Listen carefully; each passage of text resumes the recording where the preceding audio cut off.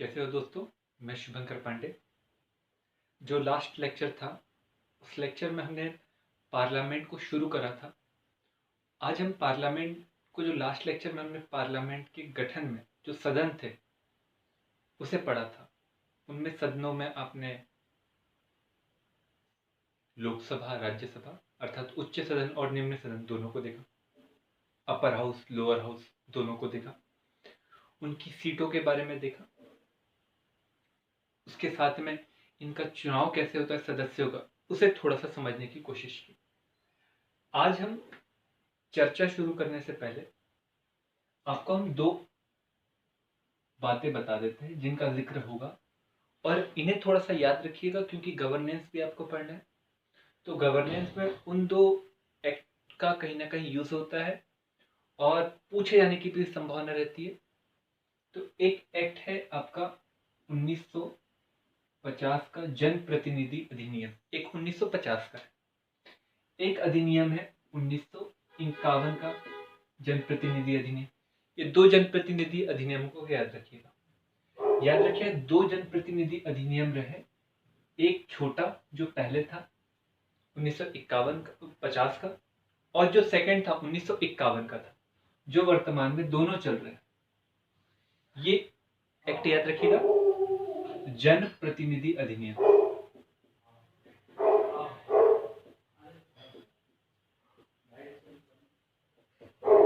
ठीक है, याद रखिएगा, इसे याद रखिए।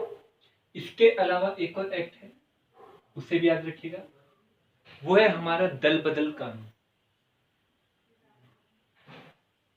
दल बदल कानून, ये जो कानून था इसे 10वीं अनुसूची में हमने हमारे कॉन्स्टिट्यूशन में जोड़ा, 10th शेड्यूल में जोड़ा था और इसे जोड़ा था हमने 52 कॉन्स्टिट्यूशन अमेंडमेंट के साथ 1985 में राजीव गांधी गवर्नमेंट के समय में। फिर इसमें थोड़ा सा हमने रिफॉर्म भी करा और रिफॉर्म करा हमने आगे 1991 कॉन्स्टिट्यूशन अमेंडमेंट के साथ में 2003 में हमने इसमें थोड़े से रिफॉर्म भी करे। ये दो बातों को कहीं ना कहीं हम आगे उपयोग में लाने वाले हैं, इन्हें याद रखिएगा। कभी कभार एग्जाम में डायरेक्ट पूछने की संभावना में रहता है और कभी कभार वो लॉजिकल फिर पूछने की संभावना में रहता है कि आप हम बताइए। ये दो एक्टों को याद रखिएगा। चलिए, यहाँ तक की कोई दिक्कत है क्या? चलिए, यहाँ तक की दिक्कत नहीं है। तो अब हम देखते हैं ये जो सदस्य रहते हैं, चाहे लोकसभा के हो राज्यसभा के हो, इनकी सदस्यता में क्या योग्यता होना चाहिए, क्या योग्यता नहीं होना चाहिए और इनके जो पद रहते हैं कब रिक्त होते हैं। आज के लेक्चर में शायद ये दो ही टॉपिक हो सके। कौन कौन से? सदस्य के, जो सदस्य है कहाँ के? सदन के। सदन मतलब हमारी संसद के। उन संसद के सदस्यों की क्या योग्यता होनी चाहिए, मतलब इसे दूसरे शब्द में बोला जाता है अर्हता, क्या होनी चाहिए। जो दूसरा आता है निहरता, क्या नहीं होना चाहिए, होना चाहिए। इसका मतलब ये निहरता। इसे आज हमें देखना है, क्या होना चाहिए क्या नहीं होना चाहिए। क्या होना चाहिए तो इसके विषय में दो जगह पर जिक्र है, दो जगह पर हमारे यहाँ पर जिक्र है। एक है हमारा कॉन्स्टिट्यूशन संविधान और दूसरा है हमारा 1951 का पीपुल्स रिप्रेजेंटेटिव अधिनियम एक्ट, जिसे हमने अभी कहा था जन प्रतिनिधि अधिनियम, पीपुल्स रिप्रेजेंटेटिव एक्ट। याद रखिएगा 1951, 50 का नहीं कह रहे, 1951 का कह रहे हैं। भारत के संविधान में जो अर्हता बोली है उसमें जो सबसे पहली अर्हता है वह भारत का नागरिक हो। अब भारत का नागरिक हो ये हमने इसके पहले ही बताया, इसका तात्पर्य क्या है आपको भाग 2 पता ही है। भाग 2 में भारत की नागरिकता के बारे में बताया गया और संसद को यह अधिकार दिया है कि वो नागरिकता के संबंध में भविष्य में कानून बनाएंगे। तो उसके आधार पर 1955 में भारत की संसद ने नागरिकता के संबंध में कानून बनाए। और जो कानून बनाया तो उसमें नागरिकता को परिभाषित भी किया और कितने प्रकार के हैं। इसके पहले जब हम उपराष्ट्रपति को बता रहे थे तो आप वो वीडियो जाकर भी देख सकते हो, उसमें भी हमने आपको बताया। भारत का नागरिक हो। दूसरा उन्होंने बताया कि अच्छा चरित्र का हो, अच्छा चरित्र का हो, अच्छा चरित्र का होना चाहिए। मैं संसद के सदन के सदस्यों की बात कर रहा हूं। दूसरा उन्होंने कहा कि वह संविधान के प्रति आस्था रखता हो, संविधान के प्रति, कॉन्स्टिट्यूशन के प्रति उसकी क्या हो, आस्था हो। इसके अलावा क्या कहा उन्होंने कि यदि लोकसभा का यदि सदस्य बनता है तो उसकी आयु 25 वर्ष पूर्ण हो चुकी हो, या अगर राज्यसभा का बनता है तो 30 वर्ष की आयु क्या हो चुकी हो, पूर्ण हो चुकी हो, तो वो क्या बन जाएगा, सदस्य बनने की योग्यता रखेगा। कोई दिक्कत है क्या? ये हमारे कॉन्स्टिट्यूशन में बताया गया। पीपल्स रिप्रेजेंटेटिव एक्ट में 2 प्रकार की अर्हता के विषय में चर्चा की गई है। अब याद रखिएगा 1951 का रिप्रेजेंटेटिव एक्ट है, इसे थोड़ा सा ध्यान से समझिए। उसमें एक कहा है कि जो सदस्य जिस राज्य का है, मतलब कोई व्यक्ति मध्य प्रदेश राज्य का है, मध्य प्रदेश का रहने वाला है, तो मध्य प्रदेश की जो मत तालिका है, उस मत तालिका में उसका नाम होना चाहिए। मतलब एमपी में, मतलब मध्य प्रदेश में कोई व्यक्ति एमपी बनना चाहता है, मेंबर ऑफ पार्लियामेंट बनना चाहता है, याद रखिए ये एमपी का मतलब मध्य प्रदेश है, मैं लिख देता हूं मध्य प्रदेश, और इसका मतलब है सदस्य। कहां का बेटा? संसद का। कोई बनना चाहता है तो जरूरी है कि वह सदस्य एमपी की मत तालिका में हो। ये अर्हता थी। इस अर्हता को 2003 में क्या कर दिया गया? समाप्त कर दिया। समाप्त करने का कारण भी ये था कि मनमोहन सिंह जो थे 2003 में वो हमारे देश के प्रधानमंत्री बने, और प्रधानमंत्री बने तो जिस समय में वो बने थे उस समय में वो किसी भी सदन के सदस्य नहीं थे। और अभी आपको पता है कि प्रधानमंत्री बनने के लिए आवश्यक भी नहीं है कि आप किसी सदन के सदस्य रहें, जिस समय में आप शपथ ले रहे हो प्रधानमंत्री की। पर ये जरूरी है कि आप 6 माह के भीतर किसी भी सदन की क्या ले, सदस्यता ले। ये भी बहुत जरूरी है। पर वो रहने वाले किसी और राज्य के थे, परंतु उस राज्य में ना तो लोकसभा की कोई सीट खाली थी क्योंकि लोकसभा के चुनाव हो चुके, ना ही राज्यसभा की कोई सीट खाली थी। इसलिए उनके लिए एक जो सीट खाली थी वो थी असम की, और उन्हें असम से क्या बनाना था, सदस्य बना था राज्यसभा का। पर जो पीपुल्स रिप्रेजेंटेटिव एक्ट था उसमें ये कहा गया था कि ये जरूरी है कि वह व्यक्ति अगर कहीं का एमपी बनता है तो जरूरी है कि उस राज्य की मत तालिका में उसका नाम होना चाहिए, परंतु इनका था ही नहीं क्योंकि ये ऐसा क्लॉज था। इसमें थोड़ा सा रिफॉर्म किया और फिर उस अर्हता को समाप्त कर दिया। ऐसा कोई अब जरूरी नहीं है। इसके अलावा यदि कोई व्यक्ति एसटी या एससी सीट से चुनाव लड़ता है तो उसके लिए जरूरी है कि वह व्यक्ति जो चुनाव लड़ रहा है वह व्यक्ति उसी वर्ग से संबंधित हो, उसी वर्ग से क्या हो, संबंधित हो।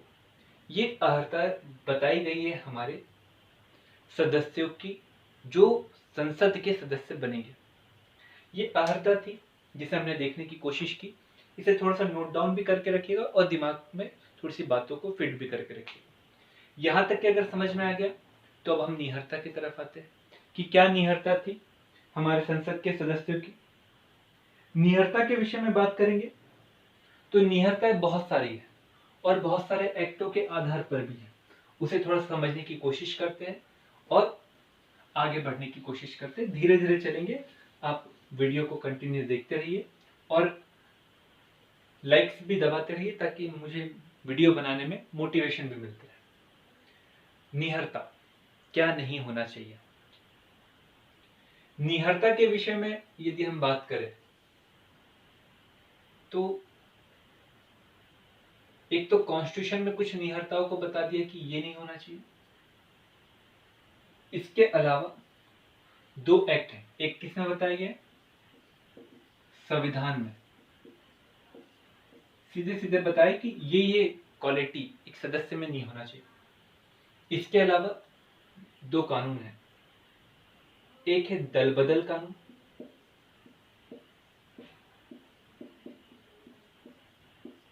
और एक है आपका 1951 का पीपुल्स रिप्रेजेंटेटिव एक्ट 1951 का। इसमें कुछ बातें बता दी।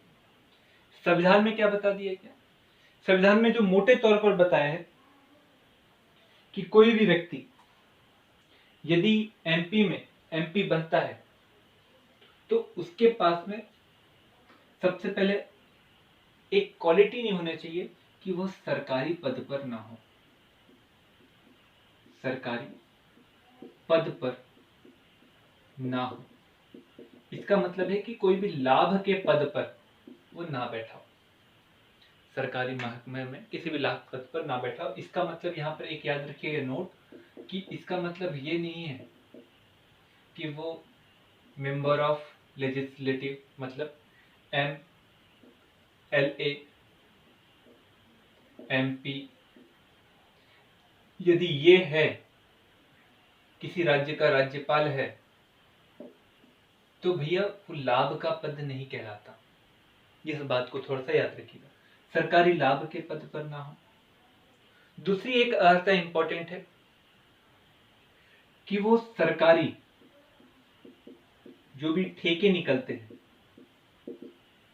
उन ठेकों में अपनी दिलचस्पी ना रखता हो।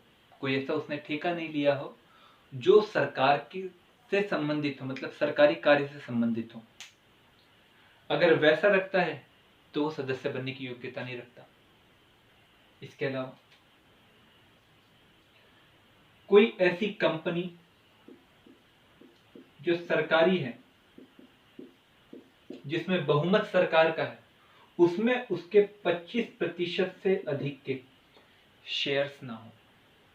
25% से अधिक शेयर्स ना हो, ये बात को भी याद रखिएगा। इसके अलावा एक और निहरता उन्होंने बताई है कि व्यक्ति को 2 वर्ष से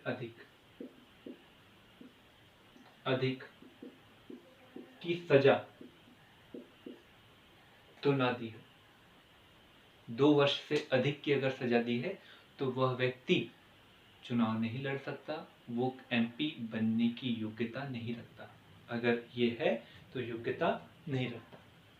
यहां तक कि आपको अगर बात समझ में आ गई हो तो इसी के साथ में और भी कुछ योग्यता है और निहरता है, सॉरी, इस संविधान के साथ में दल बदल कानून में भी है। दिवालिया ना हो, मतलब कोई लोन लिया था उस लोन को उसने चुकाया ना हो, वो भी नहीं होना चाहिए। अगर वो है तो मामला गड़बड़। ठीक है, दल बदल कानून नहीं, सॉरी, ये 1951 का। दिवालिया ना हो, किसी भ्रष्टाचार में लिप्त ना हो। अगर कोई ऐसा कार्य है जो गबन से जुड़ा हुआ है उसमें भी उसके किसी भी प्रकार का हस्तक्षेप ना हो। अगर हस्तक्षेप है तो उसे माना जाएगा कि वह संसद का सदस्य बनने के योग्य नहीं है। इसके अलावा कुछ उसके द्वारा अपने जीवन में कोई ऐसे कार्य तो नहीं किए जो लोगों के मध्य शत्रुता बढ़ाने का कार्य करे। अगर लोगों के मध्य उसने शत्रुता बढ़ाने का कोई ऐसा कार्य किया है जिसके माध्यम से हिंसक दंगे हुए हैं, लूटपाट हुई है और उसके मुकदमे भी चल रहे हो, चरित्र अगर बेकार है, तो वह व्यक्ति भी क्या नहीं बनने की योग्यता रखता, सदस्य बनने की योग्यता नहीं रखता। इसके अलावा कोई घरेलू हिंसा,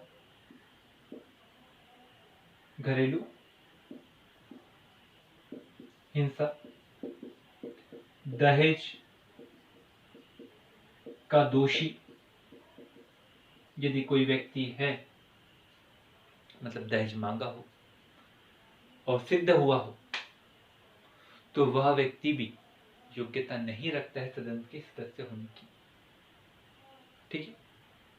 इसके बाद में एक और जिसके ऊपर हमेशा चर्चा चलते रहती है, आए दिन आपको न्यूज़पेपरों में दिखता है कि फलाना व्यक्ति ने इस पार्टी को छोड़ा और उस पार्टी को ज्वाइन किया, पर फलाना व्यक्ति के आगे कभी कभार लिखा रहता है कि वो सांसद था, वो सदस्य था लोकसभा का या राज्यसभा का, या वो किसी विधानसभा का सदस्य था, उसने फलाना पार्टी को छोड़ते हुए फलाना पार्टी को ज्वाइन किया। क्या यह दल बदल कानून के तहत अयोग्य तो ना घोषित हो? अब हम ये बताते हैं कि ये कानून को जोड़ा गया 52 कॉन्स्टिट्यूशन अमेंडमेंट के तहत 1985 में, और 1985 में चुनाव हुए थे और राजीव गांधी अभी तक के इतिहास में सबसे अधिक मात्रा में लोकसभा में सीटों को जीत कर आए, लगभग 415, और 415 सीट को जीत कर आए। और उस समय में पद पर बैठे रहना लोगों की लालसा थी, और पद पर बैठे रहने के लिए लगातार प्राइम मिनिस्टर के ऊपर दबाव बनाते थे। अर्थात क्या होता था कि मंत्री बनने की चाह बड़ी थी, और मंत्री बनने की चाह जब बड़ी थी तो उस वजह से क्या होता था, प्राइम मिनिस्टर कई सारे मंत्रालय बनाते थे और उसमें एक कैबिनेट मंत्री रहते थे, फिर राज्य मंत्री रहते थे, फिर राज्य मंत्री स्वतंत्र प्रभार रहते थे। इस प्रकार के मंत्री को बनाते चल जाते थे।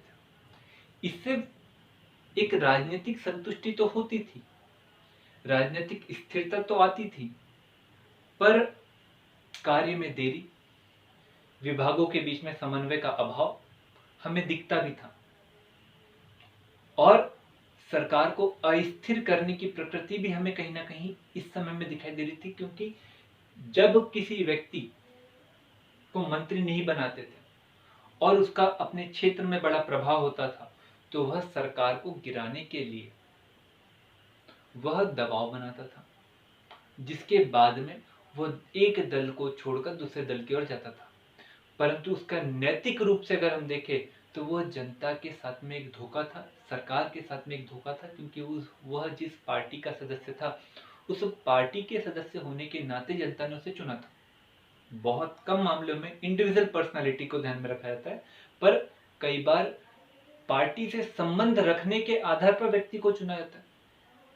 और इसी बात को ध्यान रख और सरकार को स्थिर बनाने के लिए दल बदल कानून को लाया गया, और दल बदल कानून के तहत 1985 में जो था उसमें यह कहा गया कि यदि कोई एक व्यक्ति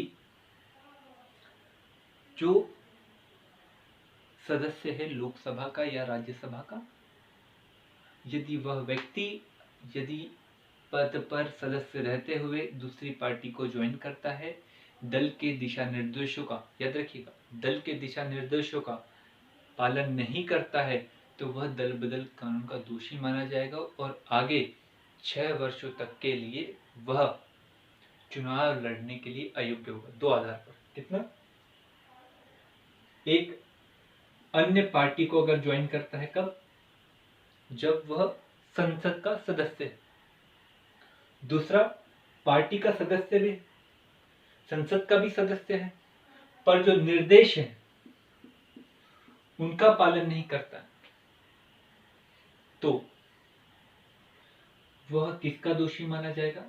दल बदल कानून का, और दल बदल कानून का दोषी माना जाएगा। इसमें याद रखिएगा 1985 में यह कहा गया था कि यदि उन पूरे सदस्यों में से लगभग 1/3 सदस्य यदि पार्टी को छोड़कर दूसरी पार्टी ज्वाइन करते हैं या इस्तीफा देते हैं, तो उन्हें दल बदल कानून का दोषी नहीं माना जाएगा।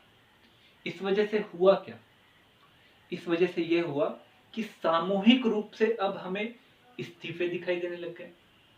सामूहिक रूप से जब इस्तीफे दिखाई देने लगे तो पार्टी में टूटन भी दिखाई देने लगी, और इस वजह से क्या किया गया? दल बदल कानून में सन 2003 में क्या किया गया?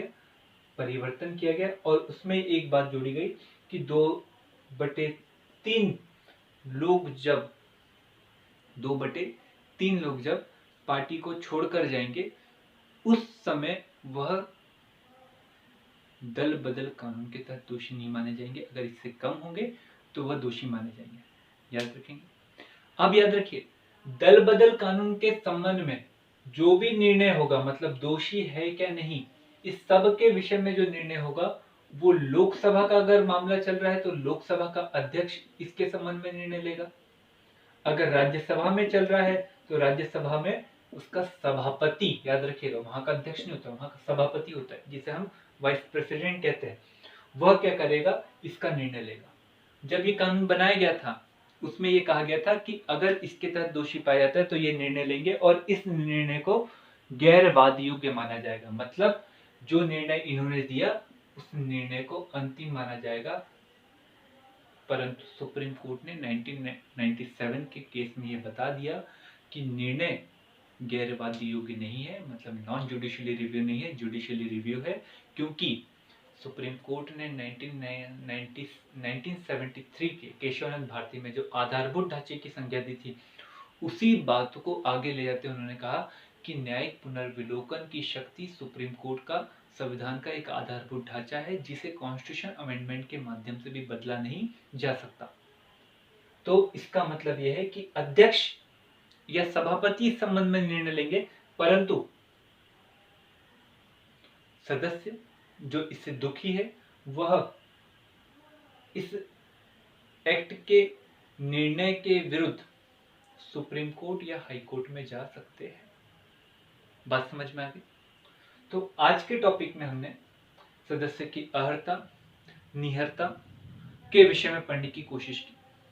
कल का टॉपिक हम रिक्तता के बारे में पढ़ेंगे, क्योंकि ये ऐसे टॉपिक है जिसके ऊपर प्रश्न आते हैं, बनते हैं, और कई बार हौच-पौच हो जाने के कारण, समझ में नहीं आने के कारण टॉपिक वहां पर क्या हो जाता है? छूट सा जाता है, जिस वजह से क्या होता है कि हमारा जो सिलेक्शन रहता है वो थोड़ा सा कम हो जाता है। इसलिए इसे याद करना जरूरी है, इस पूरे टॉपिक को याद करना जरूरी है, ताकि संसद जैसा टॉपिक जो पूरे कॉन्स्टिट्यूशन में बड़ा इंपॉर्टेंट है उसे आपका मुंह जबानी याद हो जाना चाहिए। मुंह जबानी याद होना जरूरी है। यदि आपको ये वीडियो अच्छा लगा हो तो जरूर से लाइक करिए, चैनल को सब्सक्राइब करिए और बेल आइकन दबाना ना भूलें। Thank you.